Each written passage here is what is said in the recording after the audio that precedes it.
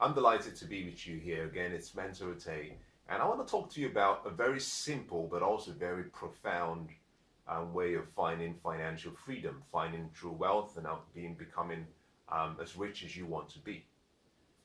The secret to success in any area of life comes down to your habits. Your habits and your lifestyle is what makes you wealthy. Similarly, your habits and your lifestyle makes you poor.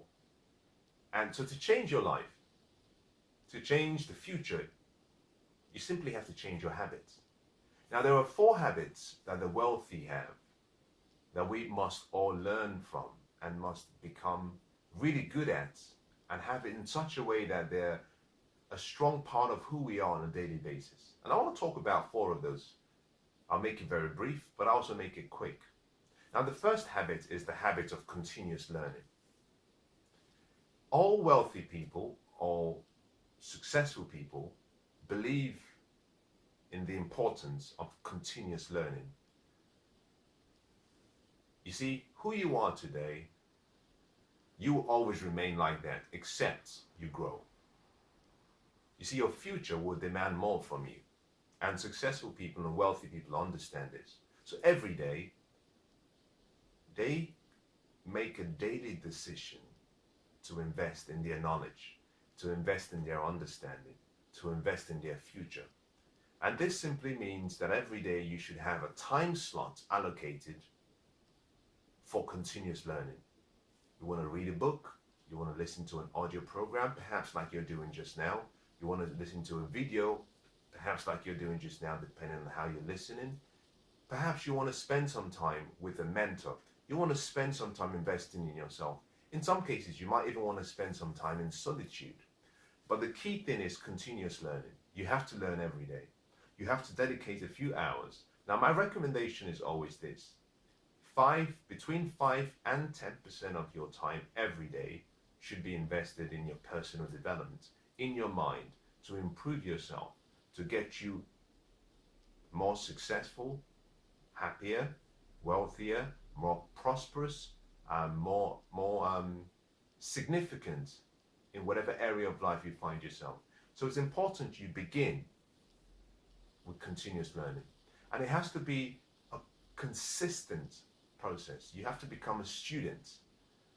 If you're the president of a company, then you must see yourself as the student president. If you're the finance manager, you must see yourself as a managing student. You have to see yourself as a student. Now, we spend a number of minutes, a number of hours every day nurturing our physical body. In the same way, we have to nurture our minds, because the body serves the mind.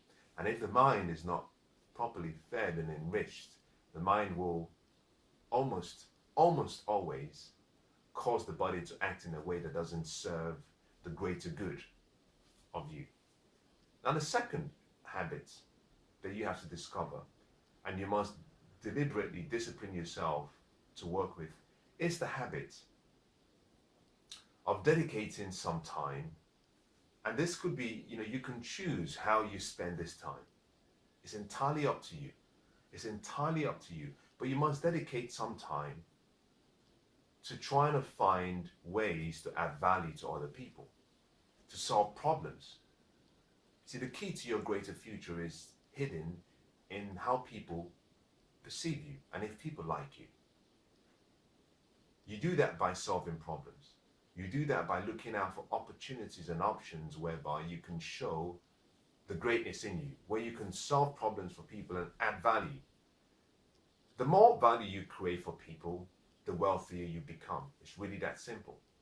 The more problems you solve for people, the wealthier you become. So your focus should always be about, how can I solve problems for people? How can I make life easier for people? It's so important, so vital.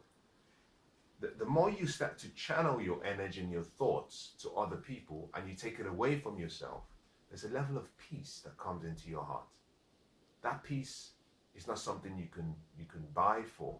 You can buy, in a coffee shop, or it's not the kind of peace you can buy in a supermarket. It's not the kind of peace you can buy in a huge discount store.